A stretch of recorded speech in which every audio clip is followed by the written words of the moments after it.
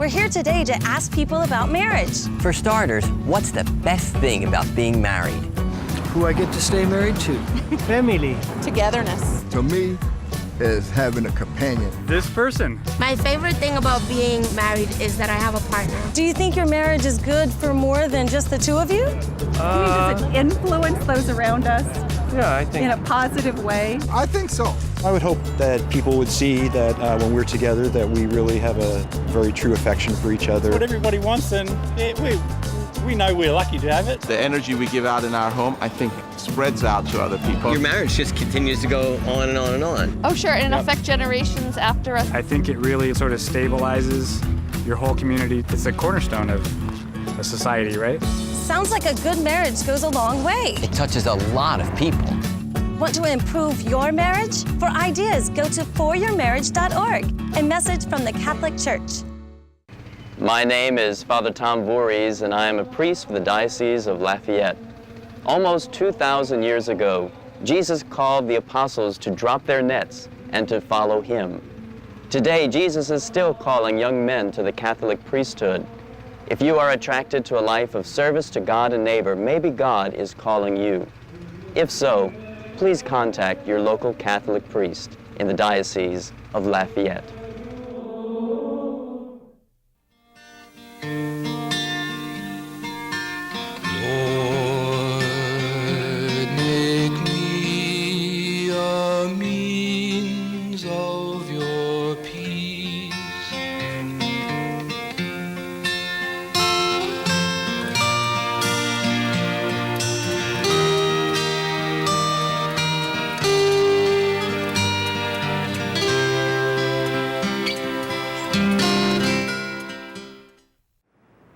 Welcome to Catholics Today, a production from the Catholic Diocese of Lafayette, highlighting religious programs and the people offering the services to help those in South Central Louisiana. Thank you for joining us today. We will be talking about theology of the body. I am Trista Littell, and joining me is our guest, Adele Guillot. Welcome to Catholics Today, Adele. Thank you for having me. I'm so excited to be with you today. And to talk about theology of the body, my favorite subject. Could you please tell the audience what theology of the body is? Well, theology of the body is a collection of 129 homilies by Pope St. John Paul II, which he began his very first Wednesday. As soon as he was installed as our Pope, he began his very first Wednesday giving us parts and pieces of this theology of the body, a teaching that he had written before his pontificate began. And so he began unfolding this, and the collection is called The Theology of the Body. 129 homilies. I can't even imagine, and you're going to tell us about this in 30 minutes. How does St. John Paul II structure his teaching, Adele? Well, with such a huge amount of information, he divides it into basically the analysis of two main questions. The first being, what does it mean to be human? And the second, how do I live my life to find true happiness?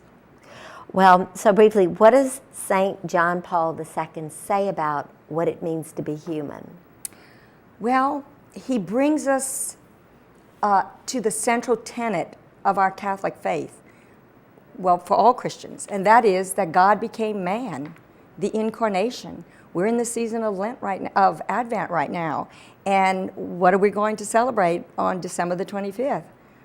God, Emmanuel, he is among us, he's with us. It was God's will that his Son saved the human race with a body.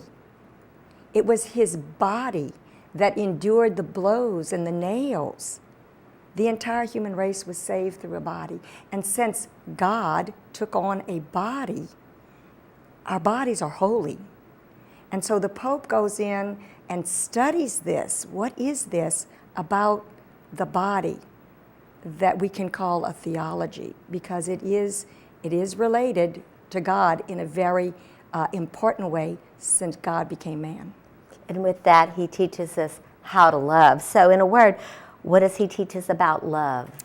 Well, his teaching on love is that we are created in the divine image. And Jesus came to show us how to love in the divine image. And what does he do? He suffers, and he shows us, and he gives us the commandment, love one another as I have loved you. This is my body given up for you. This is the model that we are to follow to love.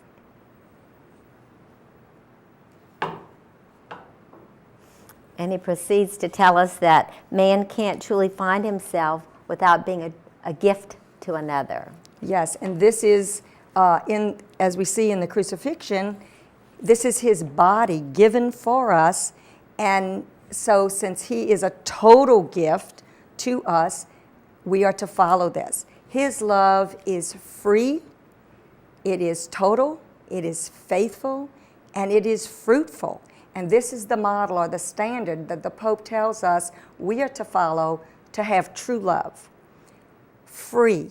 Jesus' love is free. He says, I lay down my life freely. No one takes it from me. His love is total. This is my body given up for you. You can't get more total than that. He gave his entire self for us. It's total, nothing held back. His love is faithful. He says, I will never leave you or forsake you. And his love is fruitful. He says, I have come that they may have life and have it to the full. And so as we think about love, or as we try to love, we need to keep this in mind, this free, total, faithful, and fruitful love that he has modeled for us. Think about it. When a young couple comes up to be married, they present themselves to the priest. What is the first thing that the priest asks them before they pronounce their vows? Have you come here freely? Have you come here freely? Okay? And so their commitment to each other is a free choice.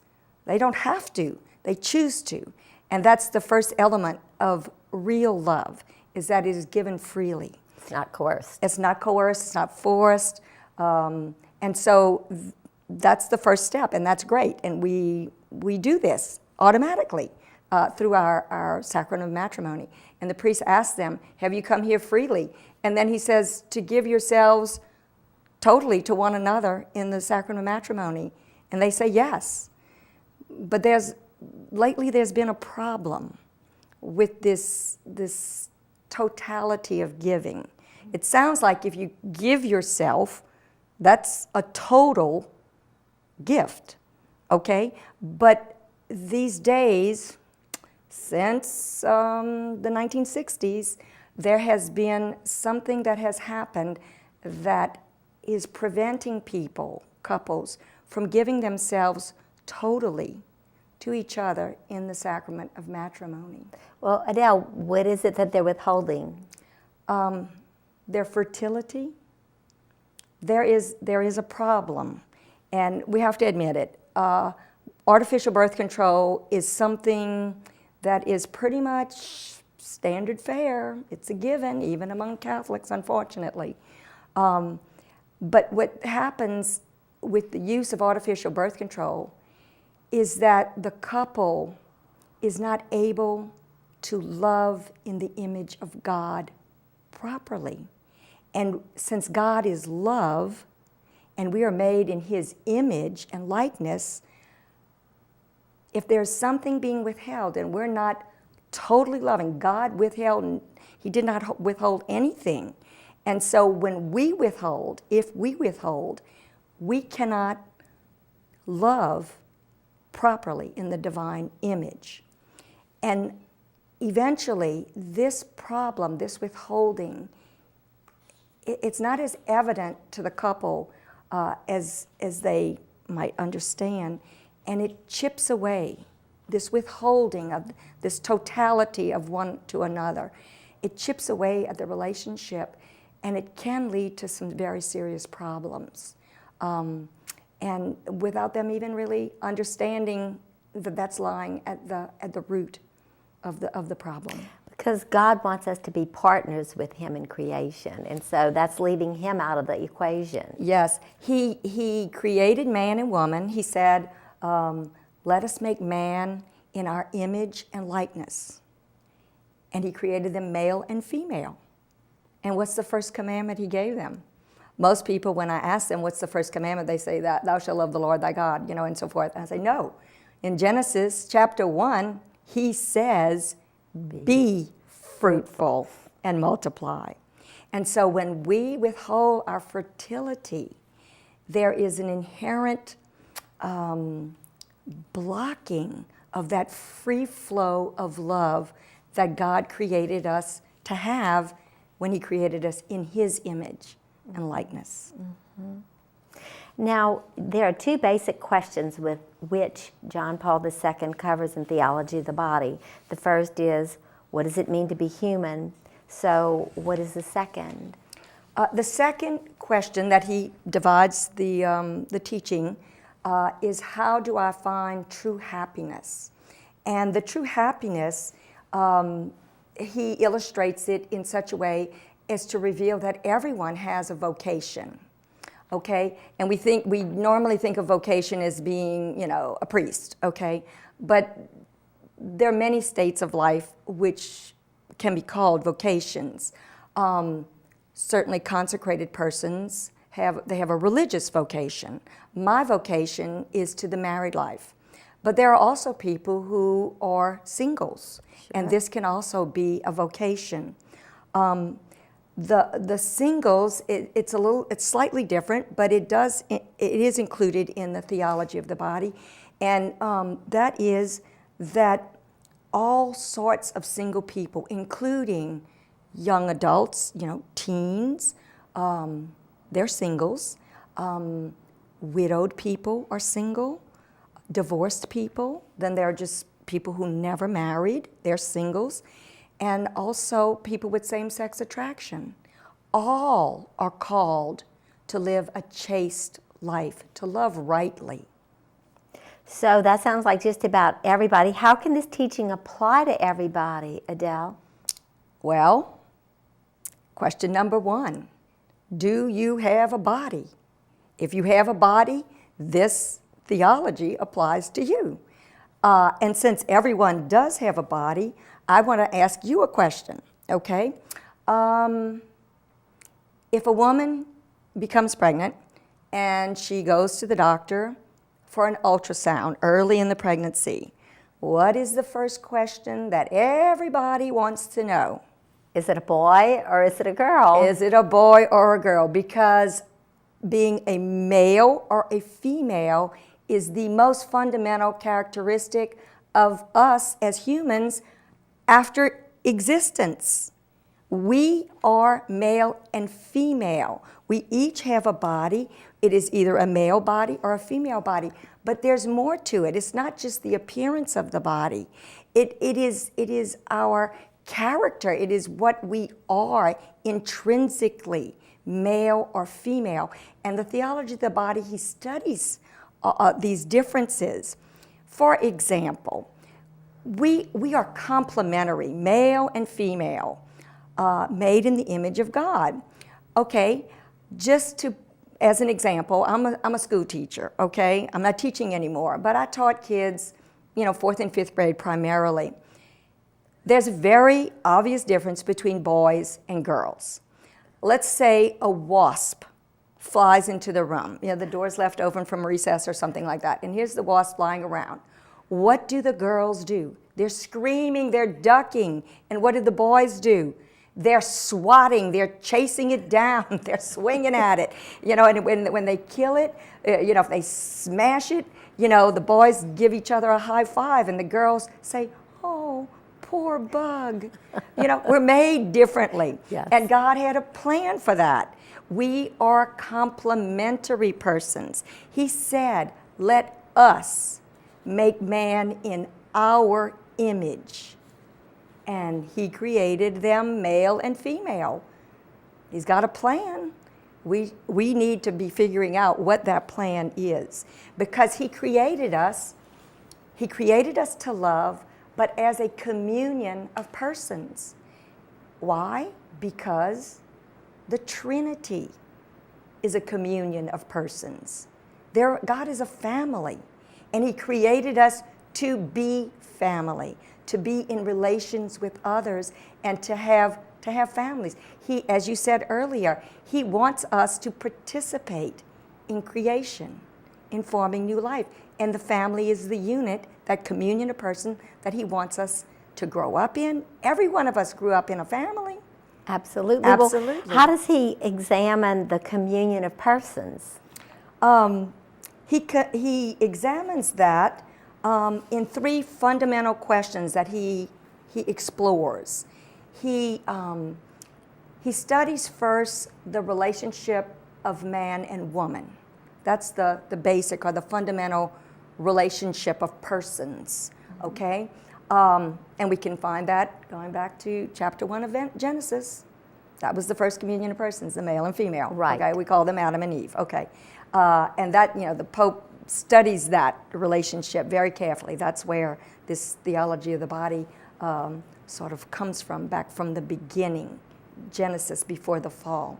So he studies that, the relationship between man and woman, and then he leads into the study of Christ, the bridegroom, and His bride, the church.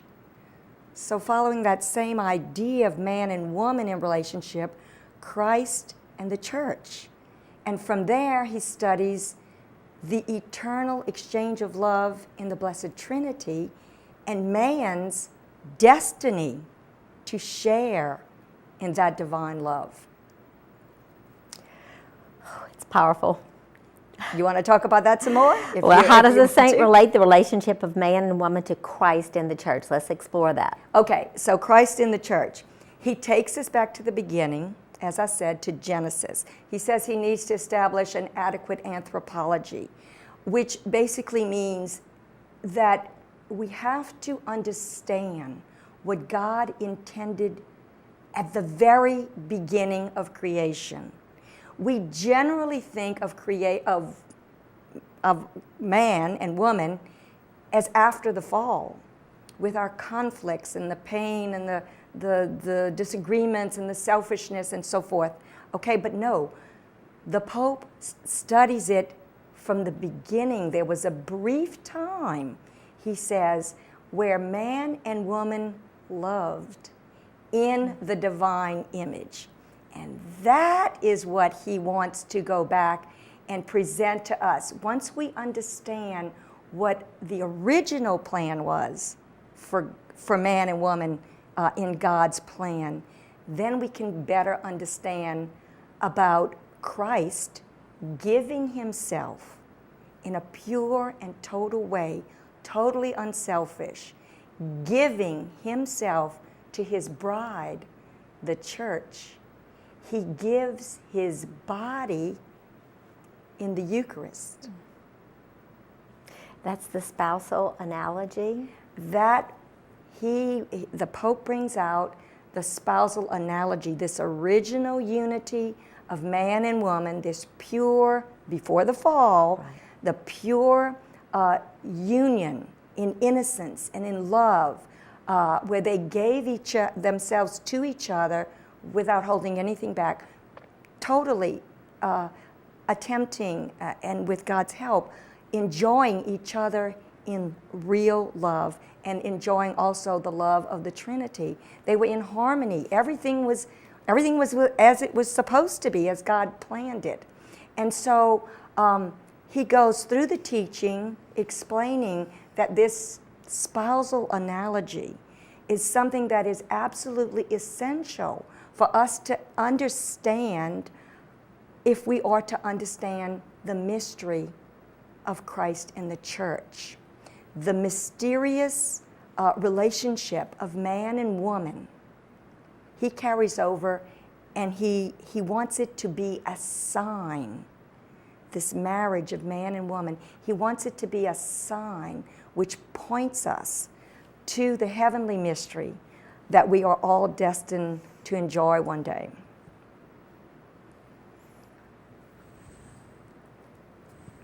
So theology of the body actually deepens our understanding of the Eucharist.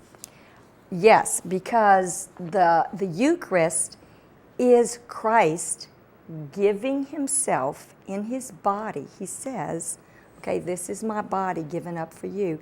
And he gives himself totally, unreservedly to his bride, the church. There is a reason why so many people, this is my opinion, why people leave the Catholic Church, and it's because they don't understand the Eucharist. And the Pope tells us that if we do not understand the connection between earthly marriage and Christ in the church, that relationship, that we can't understand one without the other. And it's a mystery, there's no doubt about it, but as we struggle, and in our culture right now, marriage is under attack, okay? And since we have to, struggle to understand what Christ's meaning is for himself, giving himself to the church as the bridegroom, laying down his life for his bride, we have got to come to grips with that and understand the fundamental meaning of marriage in order to understand the relationship and the mystery of Christ with the church. They go together. They are intrinsically linked, and we must understand one to understand the other. Was there anything else you'd like to add? Yes, as a matter of fact, there are a few things. First of all, the Pope tells us that the theology of the body is the antidote to the culture of death. And all you have to do is pick up the newspaper or flip on the TV, and you will hear just so many tragic stories. People in violence against others. And I know that you work in the pro-life office here, yes. here, and y'all are always doing such great things.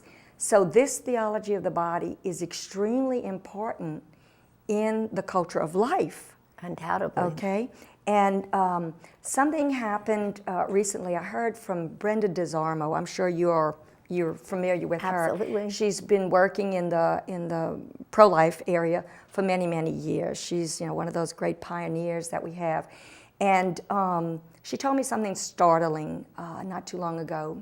And we were talking about the theology of the body, and she said, I've been at this for a long time, and something baffles me. And she says, I think I'm beginning to get a grip on what's going on here. She said, every month, between 60 and 100 young women present themselves at her office in a crisis pregnancy situation, and they are possibly abortion bound. Right. And she and her wonderful staff talk these women 60 to 100 a month to choose life. And she says, yes, we're saving many babies and many mothers. She says, but no matter how many prayers we have said over these many years, how many marches we've marched, and how many bills we've passed in the legislature to control and to reduce the number of abortions, the number of women who come with a crisis pregnancy never changes. It's increasing, if anything. And she concludes that the reason is because we have never addressed the root cause of the problem. Absolutely. Okay? And so the theology of the body brings us back. We have lost the vision of what man and woman are supposed to be, how they're supposed to be in relationship. It's God's plan. God's original plan for us. It's the original plan. And that's why the culture of death has been proliferating, because we've lost sight of what God wants us to share in this beautiful love, okay? And So she says the theology of the body will address the root problem. But it's not just between me and you. We've got to get this message out all over because, you know, there are so many people who are in desperate need. And I really believe that there are people who, if they learned of the theology of the body, they would have a different idea of themselves. They would know what to do. May I give you a few comments? Oh, please do. I've taught this in a college class, and I have a few comments. One moment. I taught this to a group of young women, college level. And I used the theology of the body, and as it unfolded, I had them write papers after each chapter and so forth. And then I had them sort of summarize it at the end, sort of as a final exam type thing. This is just an excerpt from one particular young woman. I'd say the ages 19 to 25, you know, college age. Okay? She says, how are young adults or even adults supposed to respect themselves if they don't know what they're respecting? The theology of the body tells them who we are. It returns us to our authentic dignity, being made in the image and likeness of God. And that's male or female. They both male or desire female. it. Absolutely, absolutely. Here's another one. She says, I believe that the reason most teenagers disrespect their bodies is because they are told that sex is bad and they are not supposed to do it until marriage.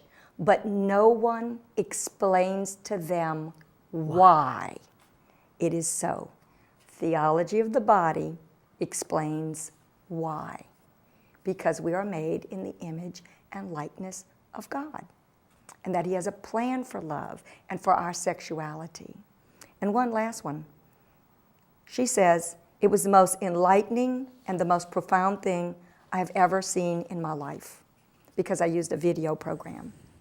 And so these are just a couple of comments by college-age people, but it's for everybody. It's for adults, as I said, you know, anybody who has a body. It's for everyone.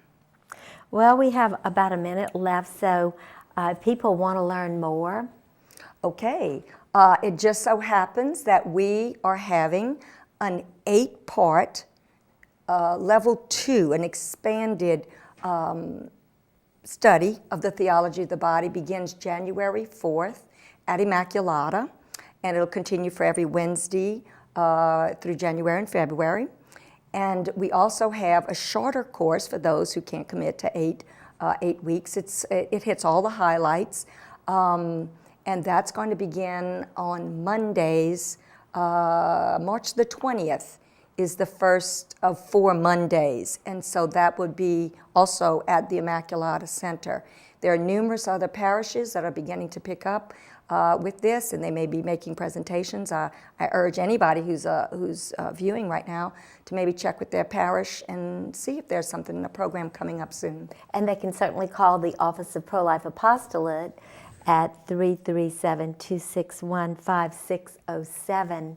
Now, you said the second course, it's going to be the four sessions. Is that going to be level 2, or the theology of the body, the gift? That's the introduction. That's called the gift. So that's it's recommended that people take that first, but you don't have to. You could begin with the second level, but you would want to commit to the 8 weeks, and that's kind of the more difficult thing to commit to 8 weeks. It's a difficult commitment, but it's so well worth it.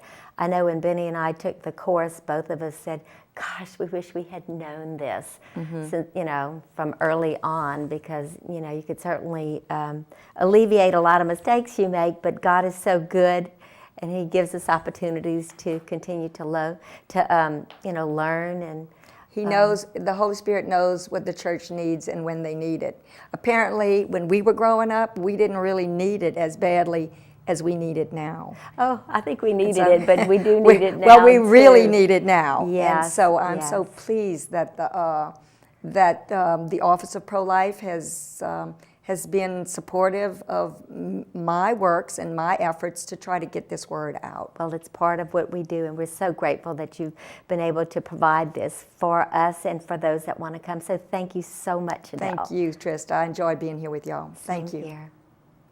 Thank you for tuning in to Catholics Today.